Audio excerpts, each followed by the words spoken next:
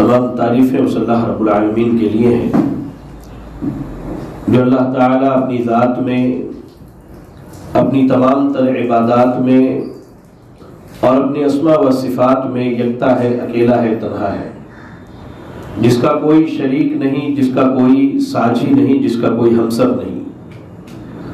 درود و سلام اللہ رب العالمین کے بھیجے ہوئے تمام نبیوں اور رسولوں پر، جنہیں اللہ تعالیٰ نے دنیا والوں کی رشد و ہدایت کے لیے اس کائنات کے اندر مبعوث فرمایا۔ بے پناہ انگنت لا تعداد درود و سلام ہم سب کے امام، امام اعظم، امام کائنات، امام الانبیاء جناب محمد رسول اللہ صلی اللہ علیہ وسلم پر، جنہیں اللہ تعالیٰ نے ہادی عالم اور رہبر کائنات بنا کے مبعوث فرمایا۔ اللہم صلی علی محمد وعلی آل محمد کما صلیت علی ابراہیم وعلی آل ابراہیم انک حمید مجید۔ اللہم بارک علی محمد وعلی آل محمد کما بارکت علی ابراہیم وعلی آل ابراہیم انک حمید مجید۔ لائق صد احترام بزرگ حضرات، نوجوان ساتھیوں اور میرے دینی ملی بھائیوں،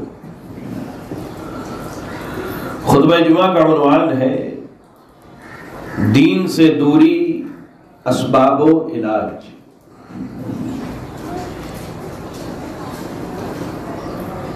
بنیادی طور پر ایک بات ہمیں اور آپ کو اپنے ذہن میں بسا لینی چاہیے، یہ بات ہم میں سے ہر ایک کے ذہن میں بالکل راسخ ہو جانی چاہیے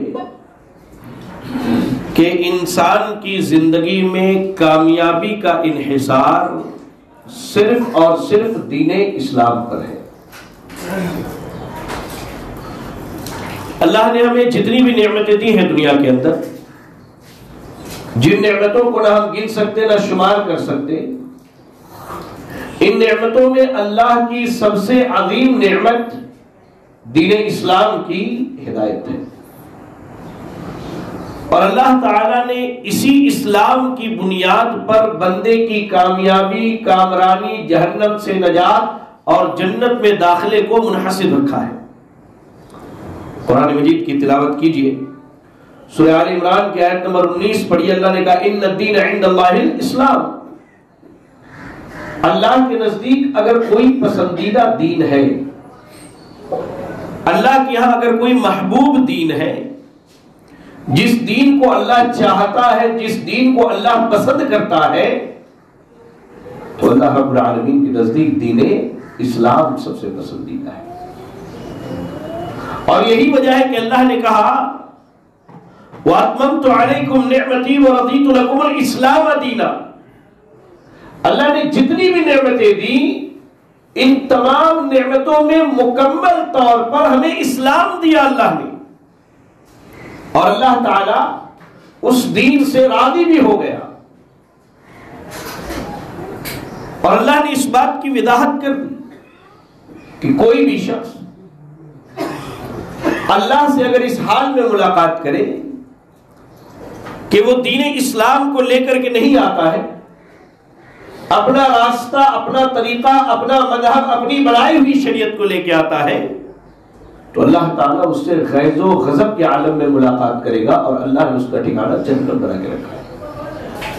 قرآن مجید کی تلاوت کیجئے، سورہ آل عمران پڑھیے، آیت نمبر 85 میں اللہ نے کہا وَمَن يَبْتَغِي غَيْرَ الْإِسْلَامِ دِينًا فَلَن يُقْبَلَ مِنْهُ، اللہ نے واضح لفظوں میں کہہ دیا کہ کوئی اگر دین اسلام کو پسند کر لے، یا کسی نے اگر دین اسلام کے علاوہ کسی مذہب کو پسند کر لیا اور اس مذہب کو لے کر اللہ سے ملاقات کرے، فَلَن يُقْبَلَ مِنْهُ، تو اللہ تعالیٰ اس کے اس مذہب کو قبول نہیں کرے گا، اللہ اس کو قبول نہیں کرے گا، بلکہ اللہ نے کیا کہا وَهُوَ فِي الْآخِرَةِ مِنَ الْخَاسِرِينَ، سب سے بڑا نقصان آخرت کا جو ہے ایسے آدمی کی مقدر بننے والا ہے کہ جو اللہ تعالیٰ سے دین اسلام کے علاوہ کوئی اور دین، کوئی اور مذہب، کوئی اور شریعت لے کر کے ملاقات کرے، تو اللہ تو پہلے اس سے غیظ و غضب میں ملاقات کرے گا، اور دوسری چیز اللہ اس کی اس شریعت کو اس سے قبول نہیں کرے گا، اور جہاں قبول نہیں کرے گا وہیں اللہ نے اس کا ٹھکانہ جہنم قرار دیا ہے۔ پھر بھائی یہ بات بھی اپنے ذہن میں آپ بٹھا لیجیے کہ دین اسلام کے ذریعہ ہی اللہ نے ہمیں عزت دی ہے. ہمارا مقام، ہمارا مرتبہ، ہمارا رتبہ، ہماری سربلندی، ہماری کامیابی، ان ساری چیزوں کا انحصار اللہ نے دین اسلام پر رکھا ہے. اور اللہ نے اس بات کی ضمانت دی ہے کہ ہم اگر پکے سچے مسلم ہو کر، مومن ہو کر دنیا میں زندگی گزارے تو اللہ پہلے ہماری دنیا کو سنوارے گا، اس کے بعد اللہ آخرت کو بھی سنوار دے گا. یہ اللہ نے اس بات کی ضمانت دی ہے. اور میں خصوصاً اپنے نوجوانوں کی توجہ چاہتا ہوں اس بات پر. پڑھیے قرآن مجید کی تلاوت کیجیے. سورۃ النحل پڑھیے، آیت نمبر 97 میں اللہ رب العالمین نے کہا من عمل صالحا من ذکر او انثى وهو مؤمن. اللہ نے کہا کہ کوئی بھی ایمان والا مرد اور ایمان والی عورت اگر ایمان کی حالت میں، مردوں میں سے کوئی ہو، عورتوں میں سے کوئی بھی ہو سکتا، آپ ہم کوئی بھی اگر ایمان کی حالت میں نیک عمل کرے. جی ہاں، اللہ نے کیا کہا؟ نیک عمل کرے. نیک عمل کیا ہے؟ دین اسلام پر عمل کرنا، شریعت سے محبت کرنا، اللہ کے اس دستور سے انسان کا لگاؤ ہونا اور اس کی پوری زندگی اللہ اور اس کے رسول کے فرامین پر گزرنا، یہی دین اسلام ہے. اللہ نے کہا من عمل صالحا من ذکر او انثى وهو مؤمن. کوئی بھی ایمان والا مرد، کوئی بھی ایمان والی عورت اگر ایمان کی حالت میں دین اسلام پر عمل کرتے ہیں فَلَنُحْيِيَنَّهُ حَيَاةً طَيِّبَةً. اللہ نے کہا کہ ہم ان کو دنیا کے اندر بہترین زندگی عطا کریں گے. آخرت سے پہلے اللہ نے دنیا کا ذکر کیا کہ دنیا کے اندر اللہ تعالیٰ انہیں سربلندی عطا کرے گا، اللہ انہیں مقام و مرتبہ دے گا، اللہ رب العالمین ان کے کامیابی کے راستے آسان کرے گا. دنیاوی معاملات، دنیا کے امور، ساری چیزوں کو اللہ تعالیٰ ان کے لیے آسان کر دے. کہا من عمل صالحا من ذکر او انثى وهو مؤمن فَلَنُحْيِيَنَّهُ حَيَاةً طَيِّبَةً. بہترین زندگی، سب سے اعلیٰ قسم کی زندگی اللہ تعالیٰ انہیں دنیا میں عطا کرے گا. آخرت کے بارے میں کہا وَلَنَجْزِيَنَّهُمْ أَجْرَهُمْ بِأَحْسَنِ مَا كَانُوا يَعْمَلُونَ. یہ تو دنیا کی بات ہو گئی. اب جب یہ آخرت میں اللہ کے پاس پہنچیں گے اس حال میں کہ انہوں نے اسلام پر عمل کیا، دین کو مانا، شریعت کی پابندی کی، اللہ اور اس کے رسول کے احکامات پر چلتے رہے، تو اللہ رب العالمین ایسے لوگوں کو کیا کہا اللہ تعالیٰ نے کہ اللہ تعالیٰ ان کی نیکیوں کا بھرپور بدلہ انہیں عطا فرمائے گا. اور قیامت کے دن نیکیوں کے بدلے میں اللہ تعالیٰ جنت عطا کرے گا اور اللہ تعالیٰ گناہوں کے بدلے میں اپنے عدل سے بندے کو جہنم کی آگ میں داخل کرے گا. یہ دین اسلام ہے جو اللہ کی ہم پر عظیم نعمت ہے کہ اگر ہم نے اس پر عمل کر لیا تو اللہ تعالیٰ ہماری دنیا اور آخرت دونوں کو سنوار دے گا، دونوں کو سنوار دے گا. اب بنیادی طور پر میں آپ کو بتا دوں ایک بات. عمومی طور پر تو ہر آدمی، خاص کر کے ہم اہل الحدیث کے لوگ، ہم کیا سمجھتے ہیں کہ دین کا تعلق صرف مسجد سے ہے. کیا سمجھتے ہیں؟ اکثریت ہماری یہ سمجھتی ہے دین پر عمل کی جو بات ہوتی ہے اس کا تعلق کہاں سے ہے؟ صرف مسجد تک ہے. نماز پڑھنے آنا، روزہ رکھ لینا، زکات دے دینا، بیت اللہ کا حج کرنا نہیں. اسلام صرف اس کا نام نہیں ہے. اسلام معاملات میں ہے. آپ خرید و فروخت کرتے ہیں، آپ تجارت کرتے ہیں، آپ معاملات کرتے ہیں، آپ لکھا پڑھی کرتے ہیں، ان ساری چیزوں میں اسلام ہے. اخلاقیات میں ہمارا اسلام ہے. کس سے کیسے ملنا، کس سے کیسے رہنا اور کس سے کیسا معاملہ ہونا چاہیے، علماء کے ساتھ کیا رویہ ہو، طلباء کے ساتھ کیا رویہ ہو، بزرگوں کے ساتھ کیا معاملہ ہو، بچوں کے ساتھ کیسی شفقت و محبت ہو، ماں باپ کے ساتھ، بیوی بچوں کے ساتھ حالات و معاملات کیسے ہو. اسلام اس چیز کا بھی نام ہے. ایسے ہی عبادات بھی اسلام کا ایک حصہ ہے. ہم نے صرف عبادات کو اسلام سمجھا ہے. ہم گنہگار اسے سمجھتے ہیں جو نماز نہ پڑھے. ہمارے یہاں سود کھانے والا، زنا کرنے والا، بدکاری کرنے والا، نشہ کرنے والا گنہگار تصور نہیں ہوتا. یہ گنہگار تصور نہیں ہوتا کیونکہ ہم نے اسلام کو صرف عبادات میں باندھ دیا ہے. اخلاقیات ہو، معاملات ہو، ہم اس میں اسلام کو لے کر کے نہیں آتے. کیوں؟ وہاں ہماری بات آ جاتی ہے. ہم کیسے کسی کو سمجھائیں کہ ہم خود سود کھانے والے ہیں؟ ہم کیسے کسی کو سمجھائیں کہ ہم خود ظلم و زیادتی کرنے والے ہیں؟ ہم کیسے کسی کو بتلائیں کہ ہمارا بیٹا خود نماز نہیں پڑھتا؟ ہم کیسے کسی داڑھی رکھنے کی تلقین کریں جبکہ ہمارے چہرے پر خود داڑھی نہیں ہے؟ ہم نے اسلام کو عبادات میں باندھ دیا ہے جبکہ اسلام مکمل دستور حیات ہے، زندگی گزارنے کا قاعدہ ہے، قانون ہے، اصول ہے، ضابطہ ہے، دستور ہے. اسی لیے اللہ نے کہا سورہ آل عمران کے آیت نمبر 139 میں وَأَنْتُمُ الْأَعْلَوْنَ إِن كُنتُم مُؤْمِنِينَ. اگر تم اسلام پر مکمل عمل کرنے والے ہو گئے تو سربلندی، کامیابی، یہ ساری چیزیں کس کے لیے ہوں گی؟ تمہارے لیے ہوگی.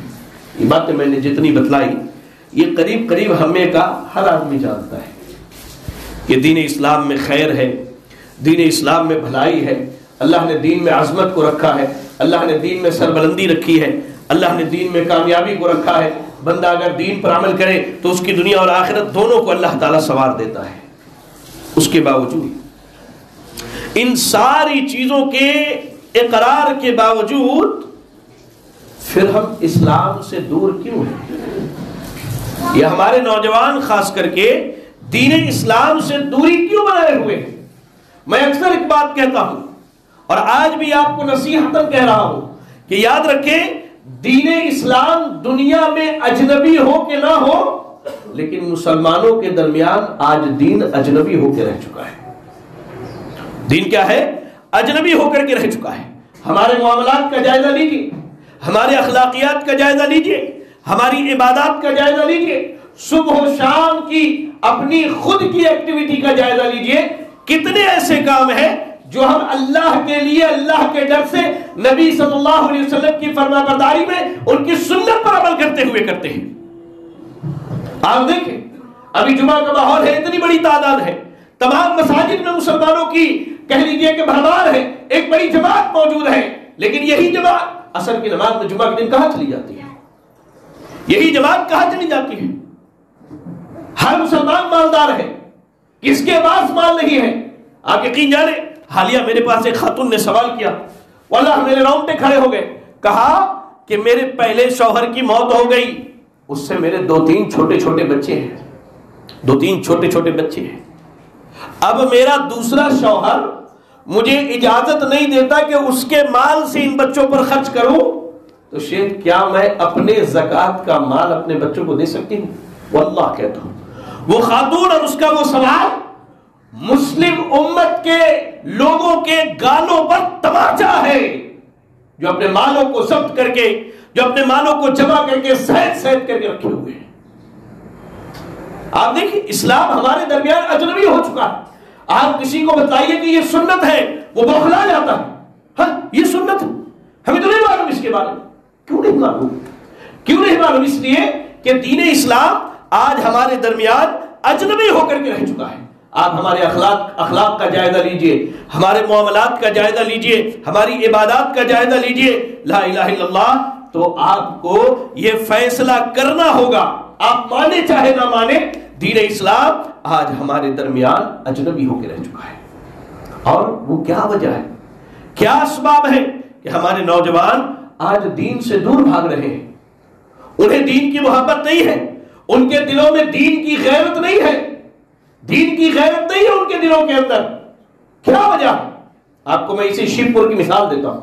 پچھلے دنوں میں یہاں مولانا ریاض صاحب کے مدرسے کے افتتاح کے تعلق سے تقریر کرنے کے لیے آیا تھا. اسٹیج پر میں چڑھا، پیچھے سے ڈی جے کی آواز آ رہی ہے. میں نے سمجھا کہ غیر مسلموں کا تہوار ہے سرسوتی پوجا. کہا گیا نہیں، یہ مسلم نوجوان ہے جو 26 جنوری کی خوشی منا رہے. کیا وجوہات ہیں، کیا اسباب ہے کہ آج مسلم نوجوان دین اسلام سے دور بھاگ رہے ہیں؟ میں نے یہاں 3-4 اسباب و وجوہات لکھے ہیں، مختصراً میں آپ تک پہنچانے کی کوشش کرتا ہوں. اللہ تعالیٰ مجھے حق کہنے اور ہم سب کو حق سن کر عمل کرنے کی توفیق عطا فرمائے، آمین. برادران اسلام، دین سے دوری چاہے وہ نوجوانوں میں ہو، بزرگوں میں ہو، مردوں میں ہو یا عورتوں میں ہو، اس کی سب سے پہلی بنیادی وجہ جہالت ہے اور شرعی علوم سے دوری ہے.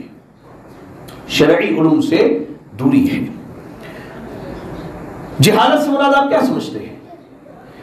جہالت سے مراد یہ ہے کہ انسان کی نسبت تو دین کی طرف ہے، انسان کی نسبت دین کی طرف ہے.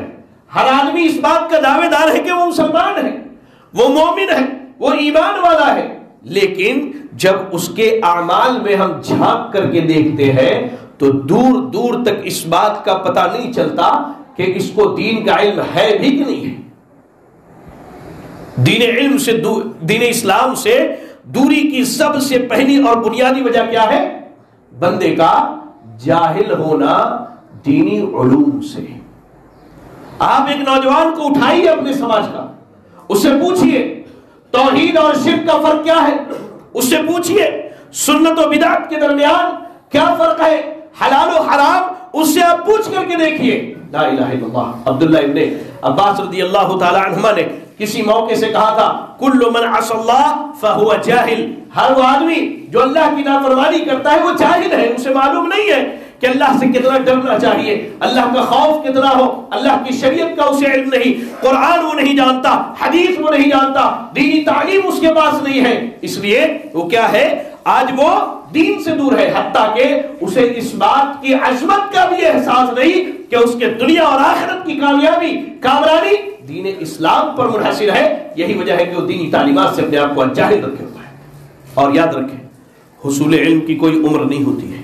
ایسا نہیں کہ اب ہم بزرگ ہو گئے، تھوڑی سی عمر ہماری بڑھ گئی، 22 25 30 سال کے ہو گئے تو علم حاصل نہیں کر سکتے. مسجد نبوی مدینہ منورہ کے ایک استاد ہیں، مدینہ منورہ کے ایک استاد حالیہ انہوں نے درس دینا بند کیا ہے، شیخ محسن العباد حفظہ اللہ. اللہ نے توفیق دی ہمیں بھی ان کے درس سے استفادے کا. مسجد نبوی کے اندر شیخ سے کسی نے سوال کیا کہ کیا 50 سال کی عمر میں کوئی حافظ قرآن ہو سکتا ہے؟ شیخ نے کہا کیوں نہیں ہو سکتا، کیوں نہیں ہو سکتا. کہا کیسے ممکن ہے؟ کہا میں خود، یعنی شیخ محسن العباد اپنے بارے میں کہتے ہیں کہ میں نے 50 سال کی عمر میں قرآن مجید کا حفظ کیا ہے. آج ہمارے کتنے نوجوان ہیں جنہیں قرآن مجید کا ایک بڑا حصہ یاد ہو. ارے حق تو یہ ہے والد کا اگر جنازہ سامنے رکھا ہو تب بھی وہ اس بات کا محتاج ہے عالم صاحب آئیں گے تو پڑھائیں گے، مجھے تو معلوم ہی نہیں کہ جنازہ کیسے پڑھنا اور پڑھانا ہے. اس کی بنیادی وجہ کیا ہے؟ جہالت ہے. دین سے دوری کی بنیادی وجہ جہالت ہے. نوجوانوں کو نہیں معلوم کہ انہیں اللہ نے کتنی بڑی نعمت دی ہے. اس دین کی، اس اسلام کی قدر وہ نہیں جانتے. جہالت کی انتہا اتنی ہے یہاں کسی کو نہیں معلوم ہوگا الا من رحم ربی، سوائے ان کے جن پر میرا رب رحم کرے. وہ صبح سے لے کر شام تک 3 لڑائیاں لڑتے. ہر آدمی اپنے آپ میں 3 چیزوں سے لڑتا ہے. پہلا دشمن اس کا کون ہے؟ اس کا خود کا نفس ہے. اس کا خود کا نفس ہے جو اسے برائی کی طرف ابھارتا ہے، خیر سے روکتا ہے، برائی کی راہ پر لگاتا ہے. دوسرا دشمن سماج کے اندر موجود پھیلے ہوئے چھوٹے بڑے فتنے ہیں، اور سب سے بڑا فتنہ شرک کا فتنہ، سب سے بڑا فتنہ بدعت کا فتنہ، سب سے بڑا فتنہ شریعت کی مخالفت کا فتنہ. اور ایسے ہی آدمی تیسرا دشمن شیطان لعین سے، شیطان مردود سے لڑتا ہے. شیطان مردود سے لڑتا ہے.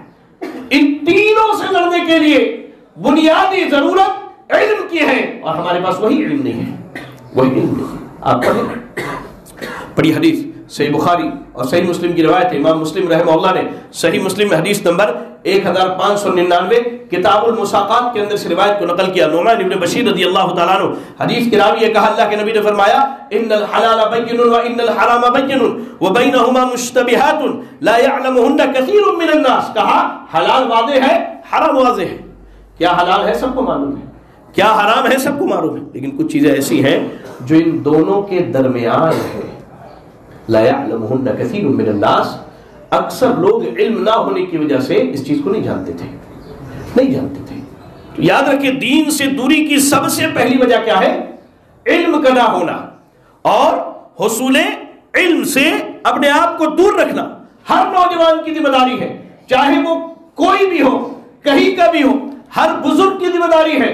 میں آپ کو کھلے لفظوں میں کہتا ہوں، آپ پوری شریعت کا علم حاصل نہ کیجیے، ٹھیک ہے 11 چیزوں کے بارے میں مکمل آپ کو علم ہونا چاہیے. 11 چیزوں کے بارے میں، 5 ارکان اسلام اور 6 ارکان ایمان. ان 11 چیزوں کے بارے میں آپ کو علم ہونا چاہیے. اگر علم نہ ہوا تو یقین جانیے اللہ رب العالمین کے ہاں اور اس سے پہلے قبر میں اور قبر کے بعد حشر میں ہم اللہ کے سوالات کا جواب نہ دے پائیں گے ان سوالات کا جوابات. بنیادی طور پر یہ بات یاد رکھیں میرے بھائی کہ آج نوجوان جو دین سے دور ہے اس کی سب سے بڑی وجہ کیا ہے؟ حصول علم کا نہ ہونا، جہالت کا عام ہو جانا، اور فتنوں کے دور میں شکوک و شبہات سے اور شہوات سے اپنے آپ کو نہ بچانا. اچھا، بعض نوجوان علم حاصل کرتے ہیں، شوق ہے، جذبہ ہے، لیکن ان کو طریقہ نہیں معلوم ہے. وہ کیا کرتے ہیں؟ مولانا گوگل سے کچھ پوچھ لیتے ہیں، تھوڑا بہت علم واٹس ایپ یونیورسٹی سے حاصل کر لیتے ہیں، تھوڑا بہت یہاں وہاں سے. اور جن کے پاس مستند علم نہیں ہے انہیں عالم بنا کر کے مسند علم پر بیٹھا دیا ہے، ان سے علم سیکھ رہے ہیں۔ لا الہ الا اللہ، یہ طریقہ نہیں ہے، یہ طریقہ نہیں۔ صحابہ کا یہ طریقہ تھا کہ جو جس چیز میں ماہر ہوتا تھا لوگ اس کے پاس اسی چیز کا علم حاصل کرنے جاتے تھے۔ ایک بڑی مثال دوں، فتنوں کے بارے میں سب سے زیادہ حذیفہ بن یمان رضی اللہ تعالیٰ عنہ جانتے تھے، سب سے زیادہ۔ سیدنا عمر بن خطاب ان کے پاس پہنچے، کہا حذیفہ مجھے فتنوں کے بارے میں ذرا آگاہ کیجئے۔ یہ صحابہ کا منہج ہے، یہ صحابہ کا طریقہ ہے حصول علم کے باب میں، کہ جو علماء ان کے درمیان جس چیز کے ماہر تھے وہ ان کے پاس جا کر علم حاصل کرتے۔ فرائض کا علم کسی اور سے، حلال و حرام کا علم کسی اور سے، قرآن کا علم کسی اور سے، سنتوں کا علم کسی اور سے۔ یہ صحابہ کا طریقہ تھا۔ وہاں ہر ایرا غیرہ، ہر ہما شما عالم دین بنا نہیں پھرتا تھا، بلکہ ان کے پاس ایک منہج تھا، ایک طریقہ تھا، ایک راستہ تھا، اور اس پر وہ مضبوطی سے گامزن تھے۔ یہی وجہ ہے کہ اللہ نے ان کو اسلام کے ذریعہ عزت دی ہے۔ اس لیے میرے بھائیوں، علم حاصل کیجئے، اس کے ذریعہ دین کے قریب آئیں گے، جہالت دور ہوگی۔ انسان کے دین اسلام سے دوری کی دوسری بڑی وجہ تربیت میں بگاڑ۔ تربیت میں کیا ہے؟ بگاڑ کا ہونا۔ اللہ کے رسول صلی اللہ علیہ وسلم فرماتے ہیں، صحیح بخاری حدیث نمبر 1385، کتاب الجنائز کی روایت ہے، سیدنا ابو ہریرہ رضی اللہ تعالیٰ عنہ حدیث کے راوی کیا کہا اللہ کے نبی نے فرمایا کل مولود یولد علی الفطرۃ فابواہ یحودانہ او ینصرانہ او یمجسانہ۔ اللہ تعالیٰ نے ہر بچے کو فطرت اسلام پر پیدا کیا ہے، ہر بچہ، چاہے وہ کافروں کے گھر پیدا ہو یا مسلمانوں کے گھر پیدا ہو۔ اگر اس کو اس کے حال پر چھوڑ دیا جائے تو بڑا ہونے کے بعد وہ شریعت اسلامیہ پر ہی عمل کرے گا۔ یہ اللہ نے انسانوں کی فطرت میں رکھی ہے۔ ہمارے گھروں کے بچے بھی فطرت اسلام پر ہی پیدا ہوتے ہیں، لیکن ان کے ماں باپ انہیں یہودی بنا دیتے ہیں، انہیں نصرانی بنا دیتے ہیں، یا انہیں مجوسی بنا دیتے ہیں۔ تربیت میں بگاڑ۔ بیٹی ماں کو پردہ کرتے نہیں دیکھتی، وہ سمجھتی ہے کہ پردے کا اسلام سے کوئی تعلق نہیں ہے۔ بیٹا باپ کو داڑھی رکھتے نہیں دیکھتا، وہ سمجھتا ہے کہ داڑھی رکھنا ایک بہت بڑا جرم ہے۔ باپ بے نمازی، ماں بے نمازی، بچے یہ سمجھتے ہیں کہ یہی دین اسلام ہے۔ رسم و رواج، خرافات، شرکیات، بدعات اور سنت سے دوری، ان ساری چیزوں کو دین سمجھ لیا گیا۔ وجہ کیا ہے؟ ان کی تربیت میں فساد اور بگاڑ ہے، ان کی تربیت میں فساد و بگاڑ ہے۔ آپ دیکھیں امام ابن قیم رحمہ اللہ نے ایک مقام پر فرمایا کہ اکثر اہمال الاولاد من قبل الآباء، بچوں کے اندر سب سے زیادہ بگاڑ ماں باپ کی طرف سے ہوتا ہے۔ کیسے؟ اچھا ابھی 6 برس کا ہے، نماز نہیں بھی پڑھے گا تو چل جائے گا۔ اب بچی چھوٹی ہے، سلیپ لیس پہنتی ہے، چھوٹا لباس پہنتی ہے، کیا فرق پڑتا ہے؟ بچی چھوٹی ہے، اگر اسے ہاٹ پینٹ ہی پہنا دیا تو کیا دقت کی بات ہے؟ اچھا ٹھیک ہے، بیٹا انگلش میڈیم میں پڑھ رہا ہے، اگر وہ کھڑا ہو کر کے غیر مسلم کی کلمات اپنی زبان سے نکال دے تو کیا فرق پڑتا ہے؟ گھر میں ٹی وی کا ماحول ہے، ٹی وی کا ماحول ہے، اور ٹی وی کا ماحول بھی ایسا کہ مسلمانوں نے اس کو تھوڑا ٹریڈیشنل بنا لیا کہ اب ہم پاکستانی ڈرامے دیکھتے ہیں، نام مسلموں کے ہیں، کام سارے کے سارے کفار کے ہیں، سارے کے سارے کفار کے ہیں۔ یہ ساری چیزیں جو ہے تربیت میں بگاڑ کے لیے کافی ہے۔ اس کے بعد میں آپ کو بتلاؤں، کہا کہ اکثر و بیشتر اولاد ماں باپ کی طرف سے بگڑتے ہیں۔ کیوں؟ ماں باپ میں بچپن میں ان کی تربیت نہیں کر کے انہیں ضائع کر دیا۔ اب بڑے ہونے کے بعد یہ اولاد نہ اپنے لیے فائدہ بخش ہوتے ہیں، نہ اپنے ماں باپ کے لیے فائدہ بخش ہوتے ہیں۔ جی ہاں، یہ بچے سب سے زیادہ اپنا نقصان کرتے ہیں۔ یاد رکھیں، دین اسلام سے دوری کی بنیادی وجہ ایک کیا ہے کہ ہم نے تربیت نہیں کی اپنی اولاد کی۔ کس پر؟ اسلام پر تربیت نہیں کی، شریعت پہ تربیت نہیں کی، اسے نماز کی اہمیت نہیں بتلایا، اسے دین کی اہمیت نہیں سمجھائی۔ یہی وجہ ہے نا کہ IPL کا میچ چل رہا ہے، فٹ بال کا ٹورنامنٹ ہو رہا ہے، کیرم بورڈ کھیل رہے ہیں، بیٹھ کر کے گیموں میں لگے ہوئے ہیں، اذانیں ہو رہی ہیں، نمازیں چلی جا رہی ہیں، اس لیے کہ اسے اس کی اہمیت کا اندازہ یا اس کی قدردانی ہم نے نہیں سکھلایا ہے۔ یاد رکھیں، اکثر و بیشتر دین سے دوری کی بڑی وجہ کیا ہے؟ اولاد کی تربیت کا نہ ہونا۔ آپ اپنے بچوں کو ڈاکٹر بنائیے، شریعت منع نہیں کرتا ہے، انجینئر بنائیے، اسلام نے نہیں روکا، وکالت پڑھائیے، اسلام نے اس سے منع نہیں کیا، لیکن سب سے پہلے اسے مسلمان بنائیے، سب سے پہلے اسے اسلام کی تعلیم دیجیے، اس کے سامنے اللہ کا تعارف، نبی کا تعارف، اسلام کا تعارف پیش کیجیے، اسے ارکان اسلام، ارکان ایمان کی تعلیم دیجیے۔ ورنہ یاد رکھیں کہ جب اس کی تربیت میں بگاڑ ہوگی یہی بچہ آگے چل کر کے آپ کی نظروں کے سامنے کفریہ کلمات، کفر کے معاملات، شرکیہ جملے، شرک کے کام، ساری چیزیں کرے گا اور آپ اسے کچھ نہ کہہ پائیں گے، اس لیے کہ آپ نے بچپن میں اس کی تربیت کی طرف دھیان نہ دیا۔ آج وجہ ہے کہ وہ دین اسلام سے دور ہے۔ دین اسلام سے دوری کی تیسری بڑی وجہ، یہ بہت بڑی وجہ ہے، خصوصاً میں اپنے نوجوانوں کو کہتا ہوں ذرا دھیان سے سننا۔ تیسری بڑی وجہ کیا ہے؟ بری صحبت، برے دوستوں کا تمہارے ساتھ ہونا۔ پہلے ایک حدیث سنیے آپ، سنن ابی داؤد کی روایت ہے، سنن ابی داؤد حدیث نمبر 4833، کتاب الادب کی روایت ہے، اول کتاب الادب کی روایت ہے، حدیث حسن درجے کی ہے۔ کہا اللہ کے نبی صلی اللہ علیہ وسلم نے الرجل علی دین خلیلہ، آدمی اپنے دوست کے دین پر ہوتا ہے، آدمی کا دوست جس دین پر ہے آدمی اسی دین پر ہوتا ہے، لہذا تمہیں چاہیے کہ تم دیکھ لو کہ تمہارا سب سے قریبی دوست کون ہے۔ آج آپ دیکھیں بچہ ہمارے گھر کا ہے، بچے کی تربیت میں ہم نے اچھی کی، جب تک یہ 10th اسٹینڈرڈ میں پڑھتا تھا یہ دنیاوی چیزوں سے واقف نہیں تھا، جیسے یہ 12th اسٹینڈرڈ میں آیا، 11 12 اور کالج کی زندگی میں آیا، اب یہ سنیما دیکھنے بھی جاتا ہے، اسے حقہ پینا بھی پسند ہے، دوستوں کے ساتھ پوری رات ڈسکو میں ناچ کر کے رات گزارنا بھی پسند ہے، شراب پینا اس کے نزدیک اور اس کے گھر والوں کے نزدیک فیشن بنا ہوا ہے۔ کیوں؟ اس لیے کہ وہ اچھا تھا، اس نے ساتھی بنایا برے دوستوں کو، برے لوگوں کو اپنا ساتھی چنا اور پھر وہ آہستہ آہستہ اس کے دین پر چلا آیا۔ ہماری بچیاں وہ پردہ کرنا جانتی تھی، وہ پردے کو اپنی زندگی کا حصہ سمجھتی تھی، لیکن غیروں کی مجلسوں میں بیٹھ کر غیر مسلم بچیوں کے ساتھ رہ کر کے اب ہماری بچیوں کے دلوں میں ویلنٹائن ڈے کی بھی محبت ہے، ہماری بچیوں کے دلوں میں ویلنٹائن ڈے کی بھی محبت ہے، روز ڈے کی بھی محبت ہے، چاکلیٹ ڈے کی بھی محبت ہے۔ اب وہ سرسوتی پوجا کے دن میری ان آنکھوں نے دیکھا ہے مسلم بچیوں کو ساڑیوں میں غیر مسلم بچوں کے گاڑیوں پر گھومتے ہوئے۔ اب میں اس سے زیادہ کیا کہوں ممبر رسول پر، میں اس سے زیادہ کیا کہوں؟ اس کی بنیادی وجہ یہ ہے کہ ہم نے کبھی یہ نہیں سوچا کہ ہمارے بیٹے کا دوست کون ہے۔ ہم یہ سمجھتے کہ ہمارا بیٹا اچھا ہے تو سارے لوگ اچھے ہیں، نہ سماج کے اندر ہر آدمی اچھا نہیں ہے، پانچوں انگلیاں برابر نہیں ہیں۔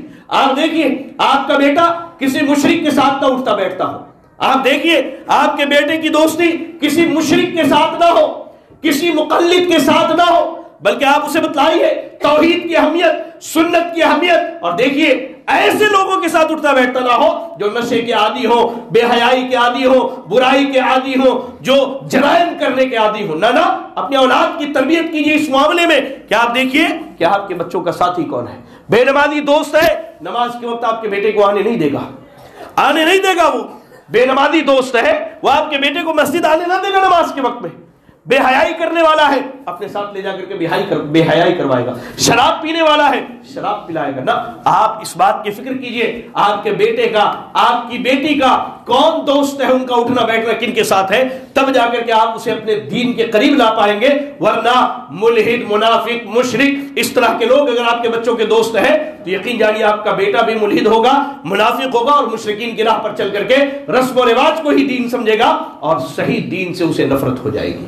حتیٰ کہ بعض مقامات پر ہم نے یہ بھی سنا کہ کل تک جو بیٹی اپنے باپ کی داڑھی سے محبت کرتی تھی، غیروں کے ساتھ رہتے رہتے اپنے لیے داڑھی منڈا، داڑھی چٹا شوہر تلاشنے کے لیے نکلتی ہے۔ کیا ہے یہ؟ دوستی کا اثر ہے جسے ہم اہمیت نہیں دیتے۔ دین سے دوری کے اسباب میں یہ ایک کیا ہے؟ بڑی وجہ ہے۔ عمر ابن خطاب رضی اللہ تعالیٰ عنہ کہتے ہیں وَلَا تَمْشِ مَعَ الْفَاجِرِ، کسی فاجر کے ساتھ نہ چلو، کسی گنہگار کا راستہ اختیار نہ کرو، بلکہ کسی مومن کو اپنا دوست بناؤ، کسی ایمان والے کو اپنا دوست بناؤ، نمازی، روزے دار، دین کی پابندی کرنے والا، اللہ سے ڈرنے والا تمہارا دوست ہونا چاہیے۔ کہا وَلَا تَمْشِ مَعَ الْكَافِرِ، مع الفاجر، فاجر کے ساتھ نہ چلو، فَيُعَلِّمُكَ مِن فُجُورِهِ، ورنہ جیسے وہ گنہگار ہے تمہیں بھی گناہوں کا عادی بنا دے گا۔ آج نہیں، کل نہیں، پرسوں نہیں، اس کے بعد کسی دن تو آپ اس کی راہ پر چلیں گے۔ کبھی تو ایسا موقع آئے گا کہ وہ آپ سے کہے گا یار یہ میچ بہت اہم ہے، ابھی تو نماز کے لیے رک جا، عشاء کی جماعت ہو جانے دے، عشاء تو آدھی رات تک پڑھ سکتے، سنا ہے تو کبھی بھی پڑھ لینا۔ اس کے بعد یہی سے شیطان دروازہ کھولتا ہے اور اس کے بعد آپ کے بچوں کو آہستہ آہستہ آپ سے کھینچ لیتا ہے اور وہ دین اسلام سے دور کر دیتا ہے۔ اور ایک آخری بات کہہ کے اپنی بات ختم کروں، دین اسلام سے دوری کی ایک بڑی وجہ کیا ہے؟ نفسانی خواہشات کی اتباع، اپنے نفس کی پیروی کرنا۔ یاد رکھیں انسانی نفس دو چیزوں سے بڑی محبت کرتا ہے، ایک اسے راحت اور آرام چاہیے، اسے بڑا آرام چاہیے۔ سردی کی راتیں گزری ہیں، فجر کی اذان ہمارے کانوں میں آتی تھی، کیوں؟ کیونکہ سردی کی راتیں بڑی لمبی ہوتی ہیں، آدمی 5 سوا 5 تک اٹھ ہی جاتا ہے ان راتوں میں، اس کے باوجود راحت کی اتنی خواہش کہ اذان کے کلمات سننے کے بعد سردی کے ڈر سے ہم نے کیا کیا؟ لحاف کو اوڑھ کر کے اپنے سر پر ڈالا اور خاموشی سے سو گئے۔ یہ پہلی چیز، ہر انسان کی طبیعت راحت کو چاہتی ہے، اور دوسری چیز انسان کی طبیعت لذت کو پسند کرتی ہے۔